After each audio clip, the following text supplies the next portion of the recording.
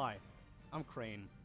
Diablo is probably one of my favorite gaming franchises ever, and in honor of that, I decided to summarize the story up to Diablo 3 into 4 different videos.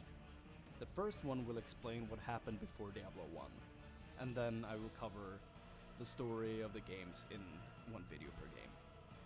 Let's get into it. The first being in the world, called Anu, split into two to rid itself of all of its darkness. The darkness became a 7-headed creature called a Tathamet. For eons, Tathamet and Anu battled until both of them had unleashed all of their power. This resulted in both of their deaths. The remains of Tathamet's body became the foundation of the Burning Hells, and each of the heads became a greater demon. The 3 dominant heads became the prime evils: Diablo, the Lord of Terror, Mephisto, the Lord of Hatred, and Baal, Lord of Destruction. While the remaining 4 became the lesser evils: Andariel, Maiden of Anguish, Duriel, Lord of Pain, Asmodan, Lord of Sin, and Belial, the Lord of Lies. The prime evils instantly established themselves as the rulers of Hell, with Mephisto ultimately being the leader of the 3. But what happened to the remains of Anu's body? It became the foundation of the High Heavens and the Angeris Council. The Angeris Council consisted of Imperius, the Archangel of Valor, Tyrael, the Archangel of Justice, Auriel, the Archangel of Hope, Ethereal, the Archangel of Fate, and finally Malthael, the Archangel of Wisdom, their leader. Besides this, most of the history of the High Heavens is unknown as of the end of Diablo 2, so we'll save that for the Diablo 3 video. However, the existence of both Heaven and Hell resulted in a conflict called the Eternal Conflict. The conflict took place because the existence of the World Stone. The World Stone, or Eye of Anu, originally existed in and powered the realm of Pandemonium, a pocket dimension which links together all worlds.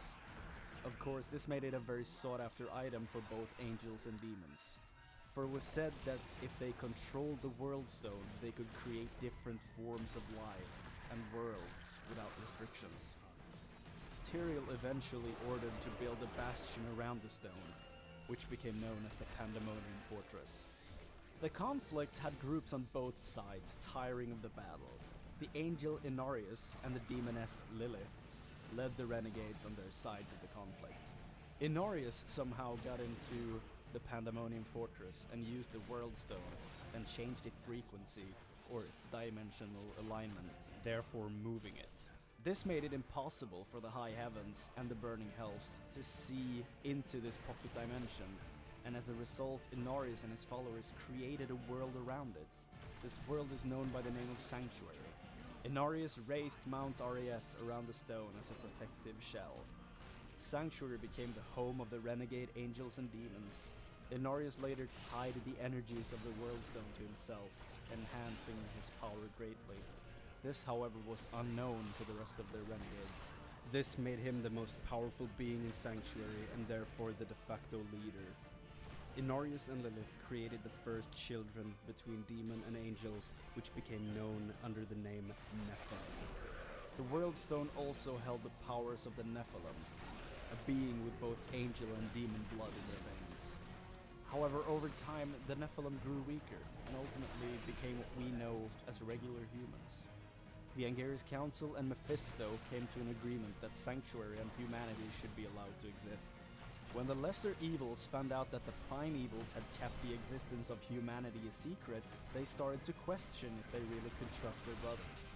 This started a civil war in the Burning Hells between those loyal to the prime evils and those loyal to the lesser evils, led by Asmodan and Belial. The prime evils ultimately lost the battle and were banished into the mortal realm of Sanctuary. The whole point of having them banished was to shift the focus of the High Heavens, giving the Burning Hells the perfect time to strike once again. This whole civil war in the Burning Hells came to be known as the Dark Exile. What the lesser evils did not know was that the exile had been masterminded by the prime evils themselves. The fallen angel Izual told them of the Soul Stones created by Tyrael and how they could be corrupted. Izual was also Tyrael's most trusted lieutenant. before he left to join the forces of the Burning Hells. The point of corrupting the Soul Stones was that through them they could corrupt the World Stone, and through that corrupt humanity as a whole. When they started wandering the mortal realm, they got captured by the Horadrim, led by Tal Rasha, also part of their plan. Other notable Horadrim members were Zoltan Kuhl, who carried the Soul Stones, and Jared Kane, Tal Rasha's successor. According to their plan, Mephisto was going to corrupt the Zakarum, a religious order and followers of the light. Baal shattered his Soul Stone, but the mage Tal Rasha sacrificed himself as the mortal host to contain Baal, locked himself inside a tomb under the sands. Diablo was the last one to be captured and was buried in the catacombs of the Tristram Cathedral. And so starts the original Diablo. I bet most of you had no idea there was this much to the backstory of the Diablo franchise, although a lot of these points have been retconned and weren't originally in the setup for the first game. But the more you know. Thank you so much for watching the first part of my Diablo lore videos, and I'll see you next time.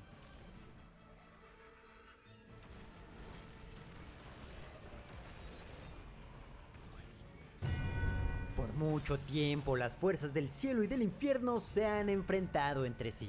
La humanidad está en medio de este conflicto y dependerá de nosotros acabar con los demonios y frustrar los planes del mismísimo Diablo. Yo soy Ailion y acompáñame a conocer más sobre la historia de la saga Diablo. Mucho tiempo atrás solo existían dos seres, Anu y Tatamet.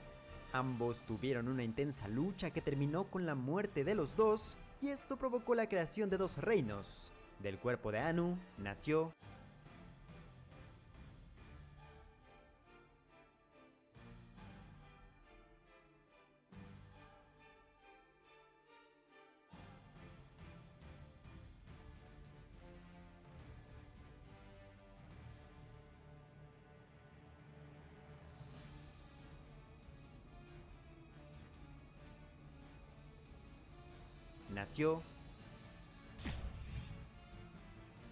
In the world of Diablo, angels and demons fight for control in the eternal conflict.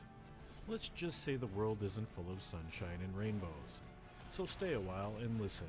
I'm Jason with Curse, here to shed some light on the history of the Prime Evil. So, if you played through the Diablo franchise, you're probably familiar with the 7 evils. They are the lords of hell, but they are split between the greater and lesser evils. Diablo, the lord of terror, Mephisto is the lord of hatred, and Baal, the lord of destruction. These 3 demons are the greater evils.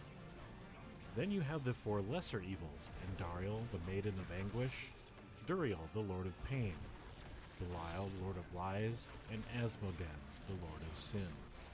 These 7 demons represent all that is evil in the world, and constantly struggle amongst themselves and against the forces of heaven in what is known as the eternal conflict.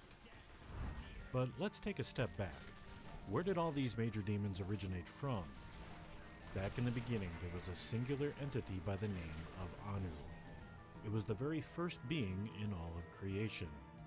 Anu was the sum of all things, good and evil, light and dark, physical and mystical, joy and sadness. However, within its mind, Anu reflected and desired a state of total purity and perfection. In an effort to make this a reality, Anu purged all darkness and evil from itself. This darkness would come to coalesce into the being known as Tathamet, the first prime evil. Over time, Anu would wage war against Tathamet, and neither entity could destroy the other. But after millennia, they had spent so much energy that they began to wear down. In the end, the energy expended would ignite an explosion so vast and terrible as to birth the universe itself. As their final terrible battle would draw to a close, their physical bodies would become heaven and hell respectively. But from the darkness rose demons, and from the 7 heads of Tathamet, the 3 strongest heads spawned the great evils, and the 4 weaker heads the lesser evils. Now, Tathamet held the title of Prime Evil. As all evil was united in a single direction, their power was equal to that of the forces of good. However, upon Tathanet's demise, it was impossible for any singular demon to force the others to surrender to their will. So major conflict arose, not just between angels and demons, but even between the evils. Diablo had always desired to be a singular leader, but he did not just want to rule over hell, he also desired heaven as his kingdom. This had already cost the evils dearly during the Fifth Battle of the Diamond Gates. The forces of evil had nearly overrun heaven until Diablo decided to turn on his allies, craving all the power for himself. Then Sanctuary was discovered. Inhabited by Nephilim, the spawn of both angels and demons, their potential power was greater than the sum of their parts.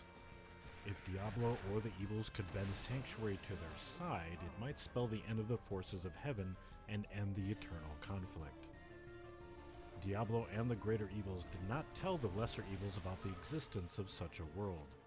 The lesser evils were unhappy and desired to rule all of hell, and so forced a rebellion. The four lesser evils had managed to banish the three greater evils out of hell during this time, and it became known as the Dark Exile.